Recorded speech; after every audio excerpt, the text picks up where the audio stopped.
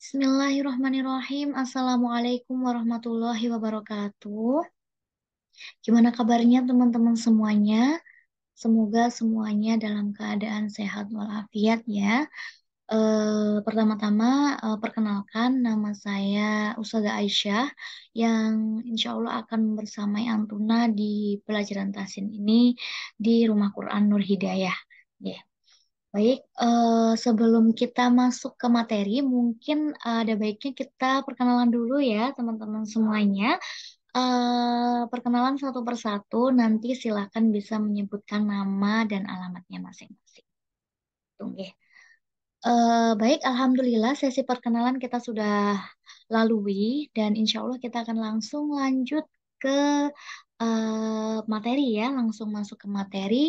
Pertemuan pertama ini insya Allah kita akan membahas tentang hukum nun sukun dan tanwin. Ini saya coba share screen dulu ya, teman-teman.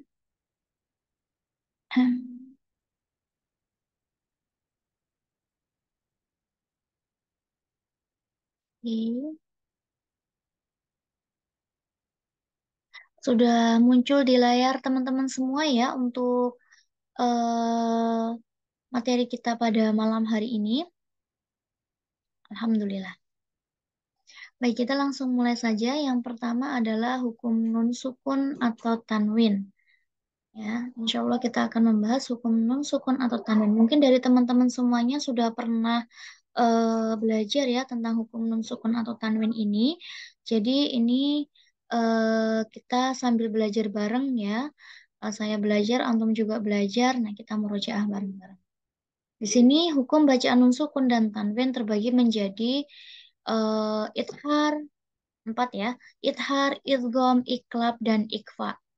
Jadi di sini hukum nun sukun dan tanwin dibagi menjadi empat. Ithar artinya jelas, idgham, iklab, dan ikfa. Nanti kita akan jelaskan satu persatu. Nah, ithar, nih ithar artinya adalah jelas atau terang. Jadi apabila ada hukum nun sukun atau tanwin bertemu dengan huruf-huruf izhar, maka dibaca jelas. Huruf izhar itu ada apa aja hurufnya? Ya ini huruf H, huruf Hamzah, huruf H, huruf Kha, huruf Ain, dan huruf Ghain. Ini termasuk huruf-huruf apa? Huruf-huruf idhar ya. Jadi di sini ada huruf idhar berjumlah eh, 6 ya. Huruf-hurufnya ada 6 ya. Di sini kita ada huruf H, Hamzah, Ha, Kha, Ain, dan Ghain. Nah, apabila ada huruf nun, apabila ada apa nun sukun atau tanwin, baik domah tanwin, fathah tanwin maupun kasroh tanwin bertemu dengan huruf-huruf tersebut, maka nun sukun atau tanwin tersebut dibaca jelas, ya jelas atau terang. Next, contohnya di sini ya, kita coba ke contoh langsung. Eh, ini ada Rasulun, ya, Rasulun Amin. Nah, di sini coba saya garis bawah ya. Di sini Rasulun ada huruf lam ya, berharokat dhammah tanwin bertemu dengan huruf hamzah. Karena huruf hamzah di sini termasuk huruf idhar maka dibaca jelas Rasulun aminun. Kemudian selanjutnya wal munkhaniqatu. Nah, di sini nun sukun bertemu kha, nggak boleh dibaca wal mu wal munkhaniqatu tapi wal munkhaniqatu begitu. Selanjutnya yanhauna. Nah, huruf nun sukun bertemu dengan ha juga termasuk huruf idhar. Maka hukum bacaannya adalah idhar, maka dibaca jelas yanhauna. Kemudian selanjutnya ada min hadidin. Huruf nun sukun bertemu dengan huruf apa huruf ha ya, maka dibaca jelas min hadidin. Kemudian selanjutnya an'amta. Huruf nun sukun bertemu dengan ain, maka dibaca nun sukun bertemu dengan ain dibaca jelas an'amta. Kemudian Qorninhum. Nun sukun bertemu dengan ha dibaca jelas juga. Qorninhum. Selanjutnya ada huruf tanwin, kasroh tanwin. Sodiqin hamimin. Dibacanya jelas juga kasroh tanwin. Kemudian selanjutnya ada nun sukun bertemu dengan hamzah. Yan auna. Sukun bertemu dengan hamzah dibaca jelas juga. Yan auna. Itu ya, Kita next ke selanjutnya.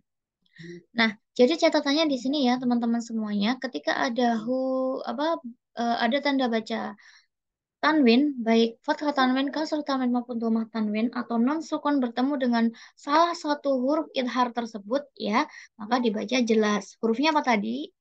Alif, ha, kho, ain, ghain, ha. Ya, boleh dibolak-balik ya, terserah teman-teman semua bagaimana memudahkan untuk apa menghafal. Nah, di sini ada selanjutnya hukum bacaan idgham. Hukum bacaan idgham di sini ada idgham bi gunnah dan idgham bila gunnah. Kita akan coba cek apa namanya pengertiannya. Idgham bi gunnah ya di sini ketika ada dhammah tanwin, kasroh tanwin, fathah tanwin atau nun sukun bertemu dengan huruf ya, nun, mim, waw. Jadi hurufnya cuma ada 4 ya yakni ya, nun, mim, dan waw. Maka cara membacanya yaitu diidghamkan atau dimasukkan ke dalam huruf berikutnya dengan tempo gunnah yang dipanjangkan. Jadi didengungkan ya Contohnya adalah فذوقوا فلن نزيدكم إلا عذابا falan dibaca dengan dengung. Selanjutnya tabbat yada abi lahabiu. Di sini kasroh kanan bertemu dengan huruf wa lahabiu wa tab. Contoh yang ketiga wala ana abidum ma'abattum. Lemah tanwin bertemu dengan huruf mem maka didengungkan.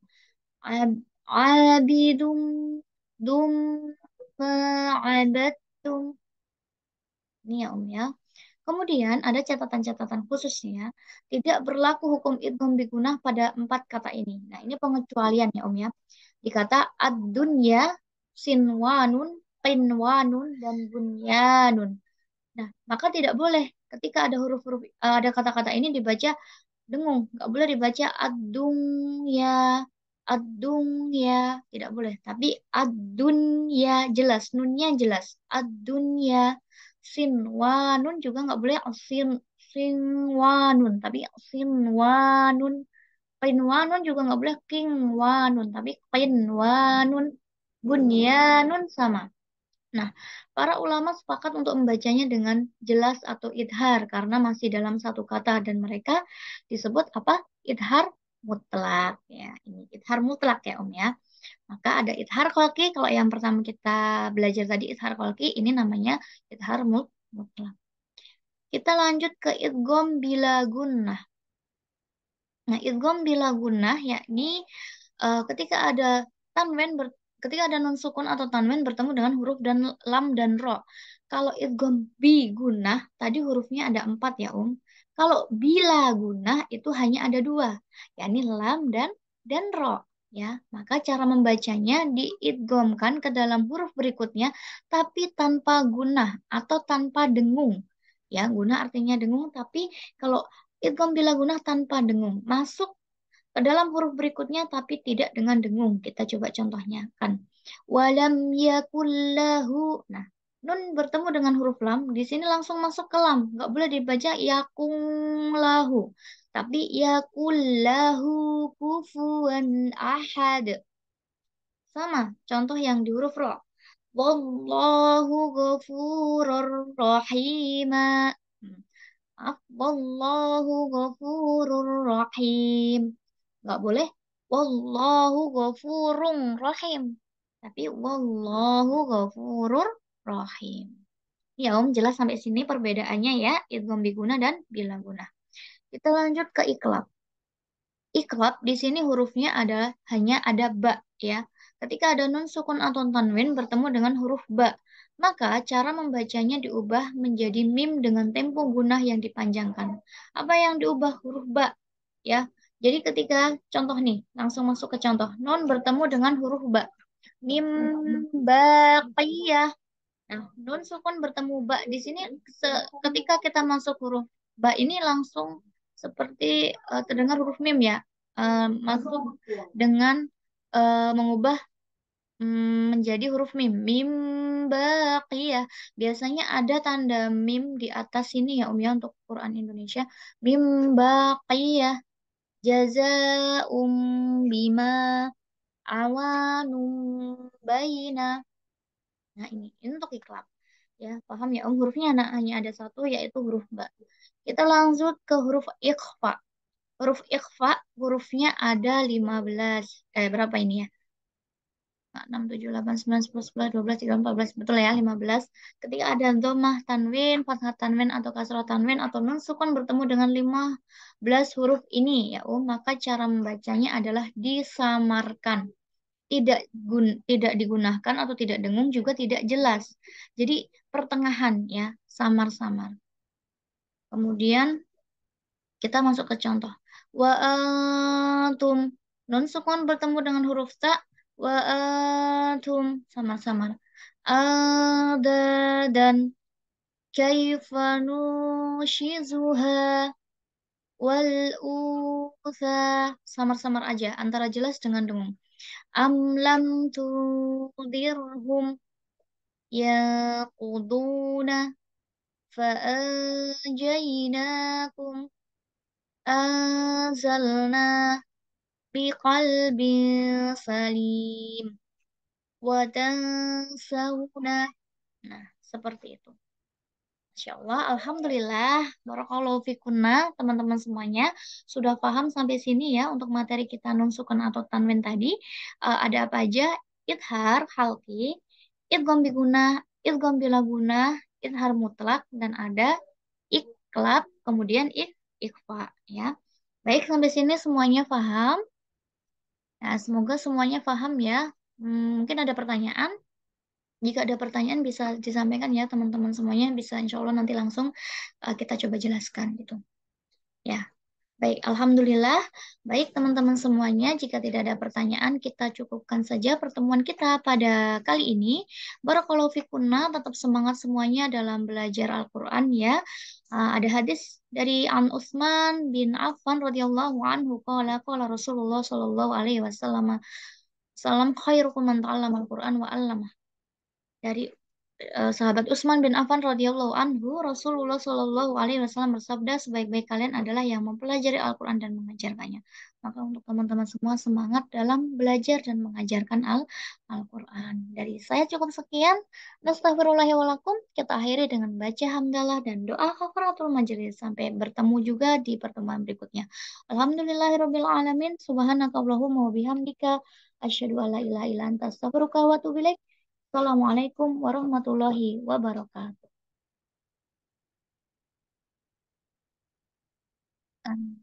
Oke, silakan teman-teman boleh live ya.